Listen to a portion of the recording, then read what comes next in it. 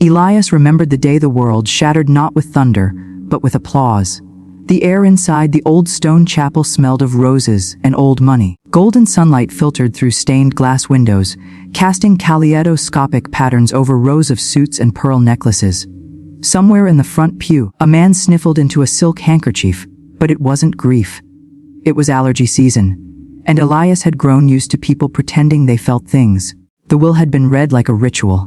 The legal executor, dressed in black and soaked in solemn importance, opened the envelope with a silver blade and began to speak. Names, bequests, sums, all culminating in one grand gesture of legacy. To my eldest son, Damien Castor, I leave Castor Holdings in its entirety, and a $50 million trust fund to secure his leadership and the family's future. Polite gasps. Nods. The murmurs of expectation confirmed. It was what everyone assumed. What everyone wanted to hear. Elias felt the heat drain from his fingertips. And to my younger son, Elias Castor. The lawyer continued, almost as an afterthought. I leave the timepiece that once belonged to my grandfather. May he wear it in remembrance of his lineage. The room was quiet. Not awkwardly, not uncomfortably. Just indifferent. Elias's hand instinctively clenched around the old leather band of the watch in his pocket. He hadn't even looked at it yet. He didn't need to. It was a symbol, not a gift. He stood there, stone-faced, as Damien grinned his politician's smile, shaking hands and receiving condolences that felt more like congratulations. Their father had always said Damien was the smart one. It started when they were children. Elias built sandcastles. Damien traded seashells for snacks. Elias asked questions about stars and birds and how music worked. Damien figured out how to turn Elias's questions into money at a science fair. Their father, Alexander Castor, had run a multi-billion-dollar manufacturing empire like a battlefield. Decisive, cold, ruthlessly efficient. He didn't have patience for what if or maybe. He liked winners. He liked clarity. He liked Damien. Elias had tried. God knows he had tried. Extra schoolwork, quiet compliance, perfect manners. But all it got him was a pat on the head and a seat at the kids' table. Even into his 20s. And then their mother died and it got worse. Damien became the mirror of their father. Ambitious, charming, cutthroat. Elias became invisible. The night before the funeral, Elias sat alone in the study, a room that smelled like old cigars and unspoken expectations. He ran his fingers over the desk where his father used to sit, remembering every time he'd stood on the other side, waiting to be told he'd done something wrong or foolish or not practical. The door creaked open. Damien stepped in, already dressed in a $5 Zalozern suit, his hair slicked, his face carved from confidence. Didn't expect you to stick around after the reading, he said casually, pouring himself a drink. Elias didn't respond. He couldn't trust his voice. Damien walked over, holding out a glass of scotch. Come on, don't sulk. You know how Dad was. You were never built for this world. He just wanted what was best for you. Elias stared at the amber liquid. You think giving me a watch and cutting me out of the legacy is what's best for me? Damien shrugged. Look, I didn't make the rules. I just happened to be better at playing them. He tossed back his drink and gave Elias that grin again. That irritating, polished, effortless grin that made people forget everything cruel he ever said.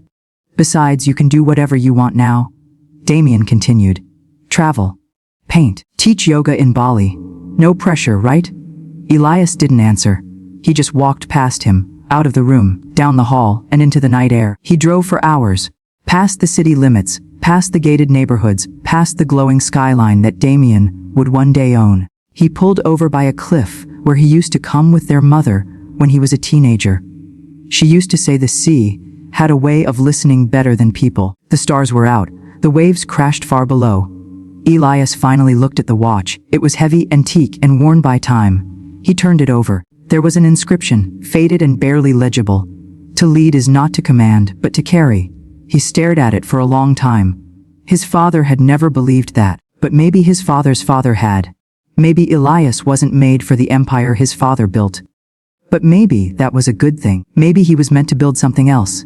He didn't go home after that night. Not to the mansion. Not to the city. He packed a bag and left. No one called. Damien probably told everyone Elias was off finding himself. But Elias wasn't lost. He just needed to start over. Far from the shadows of men who measured worth in stock options and steel. Somewhere, a new version of him was waiting. One that didn't need to be the golden sun. One who could become something else. Someone else. And that's when her story would begin too. But Elias didn't know her name yet. Not then, not yet. The first year disappeared in dust and silence. Elias lived like a ghost in a city where no one knew his name. He traded tailored suits for second-hand jeans. Luxury cars for night buses. Castor Holdings had once filled his days with high-ceilinged boardrooms and glass towers. Now his world was smaller cafes with flickering lights, libraries that stayed open late, construction jobs that paid under the table. But for the first time, he could breathe. No one asked him if he was the smart one. No one compared him to Damien. And slowly, that voice in his head, the one that had always told him he wasn't enough, began to quiet. At night, he taught himself to code. By day, he sketched blueprints for a sustainable micro-energy device, an idea he'd toyed with during college, but abandoned when his father called it idealistic trash. The world didn't need more oil tycoons. It needed vision, balance, empathy. So Elias worked, not for glory, not even for revenge, yet, just to feel like something in him was still alive. Lena came into his life on the worst Tuesday of the month. He was working a late shift fixing insulation at an old apartment building. The pay was crap, and his boss had docked his hours for slowing down the crew. Elias's hands were raw from fiberglass. His shirt stuck to his back with sweat. Then he saw her, arguing with the building manager outside. Fierce, focused, no makeup, sleeves rolled up, and pissed. Elias couldn't hear the words, but he recognized frustration when he saw it. The manager threw up his hands and stormed off. Lena stood there, alone, holding a stack of rolled blueprints and what looked like an electrical schematic. He hesitated, but then walked over. "You okay?" he asked. She looked him over, eyebrows raised. "Do you know anything about electrical grounding?" He blinked. "Yeah, why?" She handed him the blueprint. "Because this idiot used aluminum wiring in a pre-1960s panel box, and I'm 2 days from failing an inspection." It wasn't exactly a romantic start, but that was how it began, with wire, rust, and swearing. Her name was Lena Moreau, architect by degree. Startup builder by necessity. She was working on a prototype housing unit that could be built fast, cheap, and clean, solar-powered, fully modular, and community-owned. Elias thought it sounded insane and brilliant. She was rebuilding what the world had broken: housing for single mothers, ex-convicts, veterans, and immigrants, people no corporation had ever bothered to serve. "It's not charity," Lena had said. "It's infrastructure with a soul." She didn't talk like a CEO. She didn't dress like a pitch deck machine. She talked like someone who had lost something and decided to build something better from the ruins.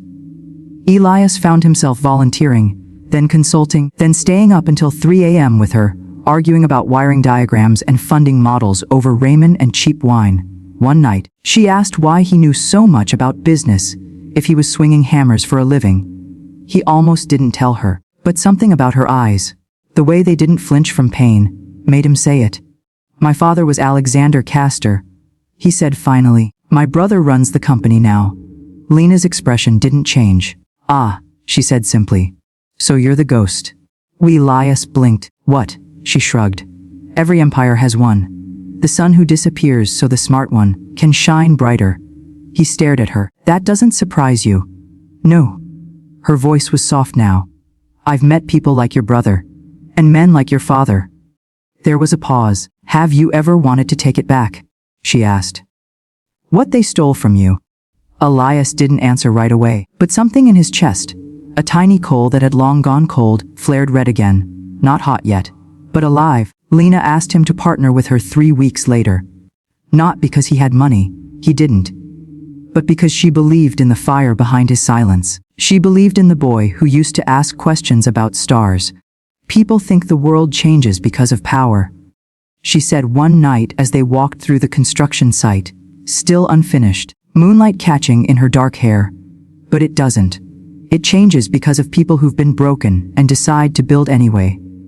Elias looked at her. "What do you see when you look at me?" he asked. She smiled. "I see someone whose silence isn't weakness. It's patience." They named the company Ashline, a blend of ashes and the line between failure and rebirth. It started as a pilot project in a forgotten neighborhood on the edge of the city. 3 homes, solar units, composting toilets, a tiny community garden. People laughed. Investors ghosted them. Even local officials told them the model wouldn't last. But it did. Because Elias handled the engineering, Lena handled the fundraising. And together, they became a force no one expected. She taught him how to fight without raising his voice. He taught her how to dream without apology. Within 2 years, Ashline had grown into a buzzword: urban revitalization, green infrastructure, vertical gardens. Media outlets started calling them the new age of living. And one day, Damien called. Not to congratulate him, to warn him. I see what you're doing, Elias. Damien said over the phone. Don't think I don't. You're poking the wrong market. Elias looked at the silent skyline through his office window. One of the towers had Castor Holdings, name still etched in steel. He smiled. You're finally paying attention, he said. Took you long enough. That night, Elias and Lena sat on the rooftop of their new headquarters, an old warehouse they'd repurposed into a solar-powered office and design lab. Lena handed him a drink. What did he say? Elias shrugged. That I'm poking the wrong market. She laughed. Sounds like he's scared. He didn't answer right away. I never wanted to beat him. Elias said finally. I just wanted to matter. You do, she replied. He turned to look at her. You know you don't have to stay, he said. You've already built enough to walk away with a legacy. Lena held his gaze. I'm not here for the legacy, she said. I'm here to finish what we started. Then, after a pause, she added, and when the time comes, Elias, I'm going to be the one who stands up. 2.5 years after it began in a collapsed building with bad wiring and worse funding, Ashline had become impossible to ignore. What had started as a whisper in sustainability circles now echoed across industry panels, TED stages, and investor blogs. It wasn't just a company anymore, it was a movement. Modular homes that cost $1.3 the market price, built sustainably, designed beautifully, and adapted to climate challenges. Where other developers saw risk, Elias and Lena saw people. Where others saw profit margins, they saw lives rebuilt. It didn't make them rich, not yet. But it made them undeniable. And nothing terrified Damien Castor more than being upstaged by the brother he'd discarded like a failed draft. It was Lena who insisted they attend the annual Global Sustainability and Innovation Forum in Singapore. It was a massive event. CEOs, venture capitalists, politicians, tech giants, think tanks. The usual cocktail of progress and pretense. I don't do panels, Elias had protested. You know I hate those things. I know, Lena said with a smirk. That's why I'm going. He frowned. You're not a CEO. She looked up from her tablet, her eyes cool and steady. I don't need a title to take the mic. I need a voice. There was no argument after that. The opening panel was stacked with old names and new money. The topic was future-proofing urban development. Damien Castor, now CEO of Castor Holdings, was the keynote speaker. He took the stage in a flawless gray suit, looking like a polished godfather of greenwashing. Behind him, a screen displayed renderings of new towers that looked suspiciously like old skyscrapers wrapped in solar panels and good PR. He used words like sustainable luxury, resilient infrastructure, and revolutionary redesign. The crowd applauded. They always did. He knew how to play them, how to sell nostalgia as innovation. But when the moderator announced the panel Q&A, Lena stood up. No mech, no sponsor tag, just presence. Excuse me, she said. Her voice didn't need amplification. I have a question for Mr. Castor. Damien hesitated for just a heartbeat. He smiled, but his eyes narrowed. Of course, he said smoothly. Always happy to take questions from passionate voices. Lena stepped forward. You talk about resilient infrastructure, yet your company's recent developments displaced over 3,000 low-income residents in East Oakland, many of whom are still waiting on restitution promised in your 2023 equity initiative. The room quieted. Damien shifted. We've made every effort to. Lena cut him off. Your records show zero reinvestment in displaced communities, zero partnership with local planners, and zero inclusion of renewable infrastructure in your lower-tier developments. Murmurs stirred around the room. The moderator tried to step in, but Lena wasn't finished. My name is Lena Moreau. I co-founded Ashline. We've built 12 communities in 5 cities, net zero emissions, debt-free residents, and zero displacement. We've done more with $5 million in seed capital than Castor Holdings has done with $50 billion in blood money. There was a collective intake of breath. This isn't about real estate, she continued, voice steady. It's about legacy. And for too long, legacy has meant a seat at the table for men who mistake inheritance for intelligence. She glanced briefly at Elias, who stood silently near the back wall. Sometimes the smartest person in the room is the one you tried to erase. The panel dissolved into chaos. Reporters swarmed her. Half the audience stood, the other half stared. Damien looked like a man whose perfectly constructed reality had cracked open, because it had. By morning, the headlines were everywhere. The forgotten caster, brother and business partner take on corporate empire.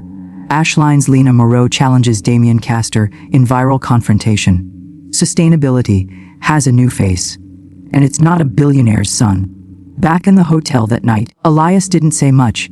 He sat on the floor, back against the wall, the city lights glowing outside the window. Lina stood at the glass, sipping tea. "You knew that would go viral," he said. "Yes," she replied. "You knew Damien would come after us." "Les." He looked up at her. "And you did it anyway." She turned. "I didn't do it for you, Elias." He blinked. "I did it because I've spent my whole life watching men like him set fire to everything good and call it vision. I did it because no one ever told girls like me we were allowed to stand up and say, 'That's enough.'" She paused. "And I did it because I believe in what we're building." A beat of silence. Then she walked over, knelt beside him, and looked him in the eye. "You're not the spare. You're the start." Elias's throat tightened. All the years of silence, of watching from the shadows, of swallowing his voice, boiled in his chest like a storm. He leaned forward, forehead touching hers. "Then let's finish it." 2 weeks later, Castor Holdings stock began to fall. Whistleblowers came forward, former contractors and junior execs emboldened by Lena's speech. A class action lawsuit formed in the background. Investigative journalists dug into old shell companies, unpaid taxes, inflated ESG reports. Meanwhile, Ashline's site traffic exploded. Lena was invited to every panel, every roundtable, every media segment. But she turned most of them down. "We're not influencers," she said. "We're builders." Investors started reaching out. Not just impact investors, real ones. Titans of capital who realized the future wasn't in buying the sky, but in rebuilding the earth. And Damien, he did exactly what he was trained to do. He fought dirty, he filed injunctions, accused Ashline of IP theft, tried to bribe former partners to leak information. He called Elias personally one night. "You really think this ends well for you?" Damien's voice crackled through the phone. "You're still the same soft kid who cried when Dad skipped your birthday." Elias didn't flinch. "I'm not trying to beat you, Damien," he said. "I'm trying to bury the world you represent." And for once, Damien had nothing to say. On the 1-year anniversary of Lena's confrontation, Ashline broke ground on their largest community yet, an entire village built on reclaimed land, powered by wind and solar, with infrastructure designed by residents.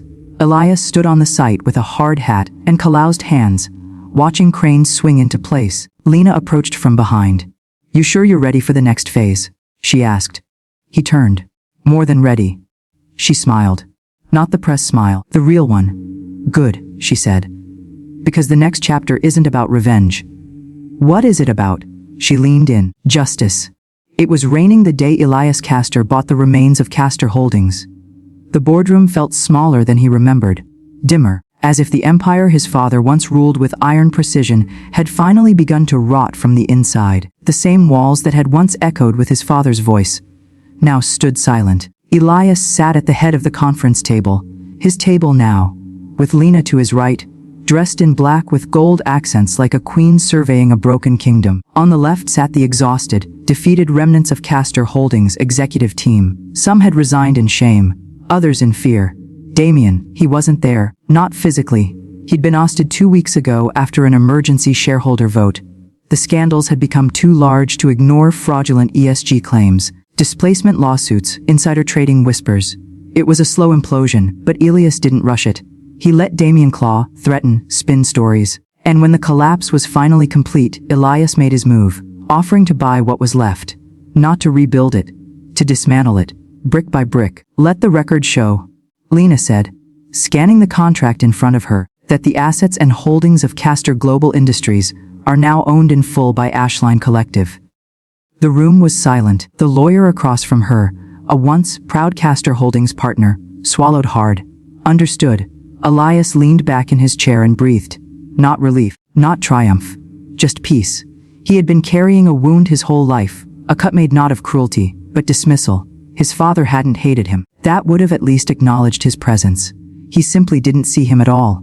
But now, the world saw him, and better yet, they saw what he built. A week later, Damien requested a meeting. Elias agreed. They met at an old bar downtown, Quirk off the map, the same place their father used to take Damien for business lessons. While Elias stayed home with tutors and books, Damien arrived in a wrinkled suit and an ego stitched together with duct tape.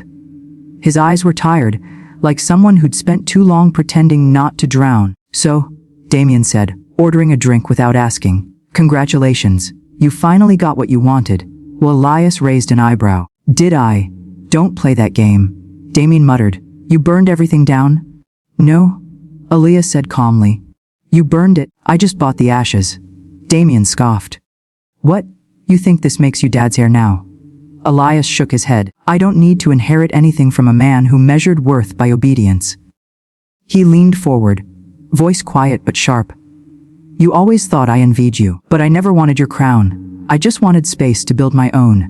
There was silence between them. Damien broke first. "So what now? You destroy everything, wipe the caster name from the record." Elias finished his drink and stood. "No," he said, "I'm donating every remaining asset to the communities your policies destroyed. The name will be gone, yes, but not out of spite, out of necessity." He paused. "Some names don't deserve to be remembered." Then he turned and walked out. Back at the Ashline campus, Lena was waiting for him. The sky was deep orange, the sunset casting golden shadows over the headquarters they had built together. A structure of glass, green walls, and clean lines, transparent, open, nothing hidden. "Did he beg?" Lena asked. "No," Elias said, stepping into her arms. "That would have required humility." She laughed quietly. He looked out at the horizon. "What now?" he asked her. Lena smiled. "No," she said, "we plant bigger seeds." And that's exactly what they did. Ashline expanded across continents. Affordable green communities in refugee zones, flood-resistant housing and climate struck coastal regions, job creation programs for the displaced. Elias turned his father's empire into a foundation, not of stone and steel, but of hope and equity. And Lena? Well, Lena became something the world had no word for. Not just a CEO, not just a builder. She was a force, a woman who stood up when no one expected her to, and kept rising. Together, they became a symbol of what happens when forgotten people rise and refuse to sit down ever again. On the 10-year anniversary of the Ashline prototype community, Elias visited his father's grave. It was a cold morning. The wind biting, but clear. He didn't bring flowers. Only the antique watch his father had given him. The only inheritance he'd ever received. He placed it gently on the headstone. Its glass cracked, its band worn. "You always said Damien was the smart one," Elias said softly. "Maybe he was." He paused. "But I was the one who learned how to listen." He stood there a moment longer, then turned and walked away, never looking back. Lena was waiting by the car, arms crossed, a quiet smile on her lips. "Don't?" she asked. He nodded. "Good," she said. "There's a community meeting at noon. They want to break ground on a school designed by their own kids." Elias smiled. That was legacy.